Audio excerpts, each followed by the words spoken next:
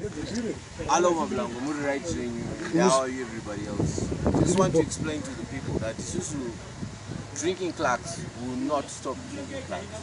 Yeah. But what is happening, there are moments in life, Isuzu, chill as so, especially for health-wise, because to trade healthy. Kana health yedu yakuita sei yakudeteriorate on tombomira wana zvinonzi zinokonzeresa kuti health said a bull. Otherwise isi tikangozviona chero isi tatofit, we'll still go for our beer. And plus futi unoziva kuti there's a tendency of people looking down at you because wakadhakwa neKranko. So we just want to find out in the sober running what will happen. Not good issues takamira kumira cheko atina that is very frank. Ndekuti isusu we've got a time yatodangoona chetu to right mixing up with people whilst we are sober. Chinoitika, is there any difference? But otherwise it's just a moment of observation we've just taken. Not good isusu stop our beer, nothing. That was not, you know, we've got our Kavisas, we've got Rasta Hamek and Teacher B. Those people's parents, they were so worried about us and they were saying to this so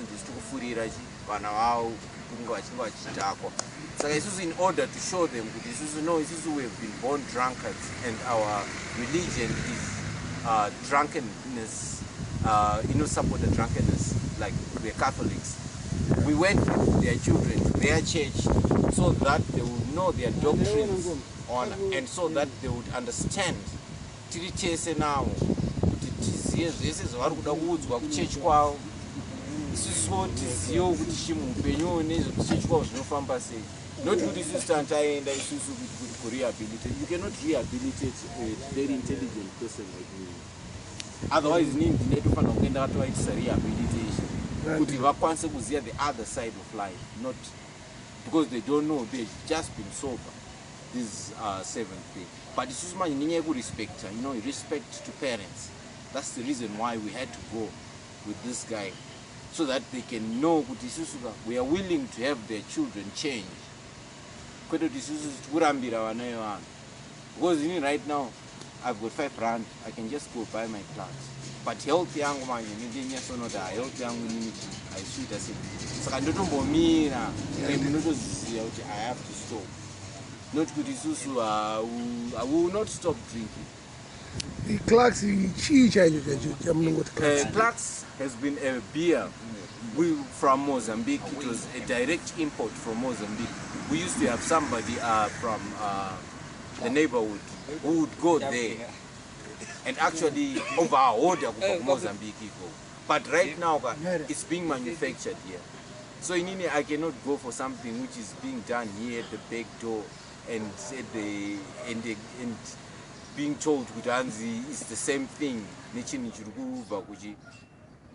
Because we used to have Z ananas, But when it came to like Zimbabwe, we have to produce a blue diamond. Fake is also can cheat to empty container to speaker and what Saka in an fake. Saka the reason Saka fake is a fake man, you don't which sort one might say why. Otherwise, go I see what one way end up Mozambique, Chego, but you know, tour our Pangapasina illnesses. When the guns on the ethanol. I wouldn't know the chemical components are involved, but it's now locally produced. Right. You see, Saka in really local, and the answer is Zimbabwe. Everybody is money hungry. So the moment we tolerate money hungry people and give them our coins, our hard-earned coins, it will be stupid of us. Because the echoes Munakwira passes sure I know Mozambique and it over no order like what used to happen long time back. Would be drinking as usual. But right now it's anima complications, man. One side, I was shivering. diarrhea, you know what? Because in Zimbabwe backyard. But if there is a label which you need to label Mozambique, I tell you, there are no side effects. But it's very good to be sober, and it's very good for people's health, especially to stop, you know, drinking, especially my addictive substances, especially alcohol and cigarettes. Because I don't want to lie, one way or the other, you just face the wrath of the health law. Because apana hombo foka hombo escape. Because one chin chokuti you nesozoti for many years vanhu vanga vachitaura kuti no zvinhu zvinorwarisa zvinoita sei you ungoramba uchingobhikisa chete uchingodewa asi elder isimbe hombe aiwa hakuna kuti isimbe hombe pana mwana wekuti vanenge vasisina ambition in life.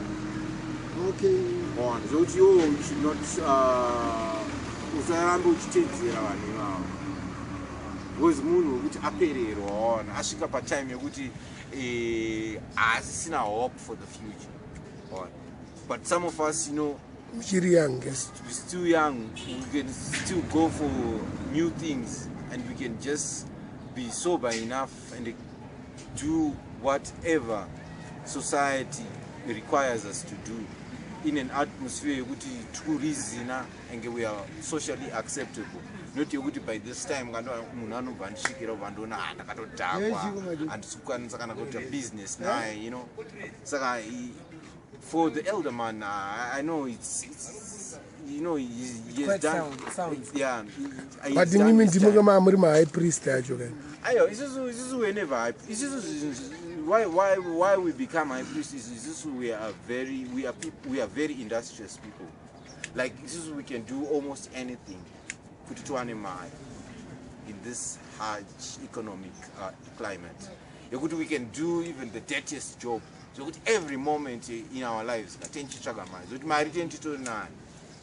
saka isusu kumwa kwedu kuya kukawana munhu anokuentertainaka anoita kunge ndiye ari kuti leader kuita sei kumwa ikoko, but otherwise isusu tichizvipliza isusu, but at the moment isusu have actually stopped. Mane pazuva ranhasi mane time yakareba semamira I think from I should say from 12 from the exact date should be from March. March maino ndakadzokera kuCanada muchinwa ndakadzokera muna March, April, May. It was 20 May, that's when we went to the 7th day Yangaini revelation of hope. Saka from that time we can up to this time we can say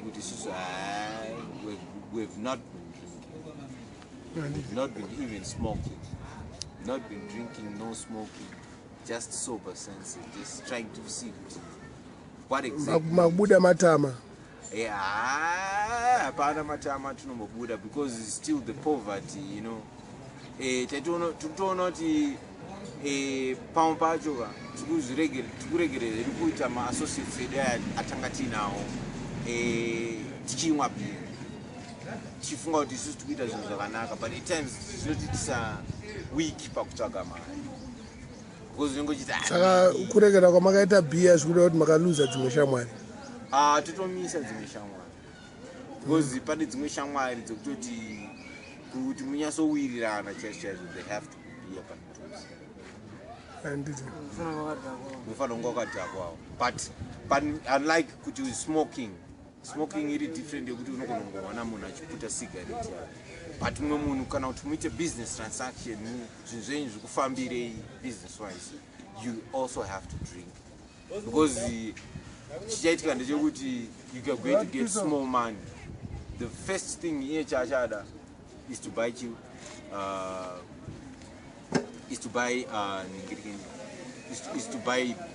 drinking, is to buy beer. Yeah. And eat it. So we're just discovering it's just a matter of choice.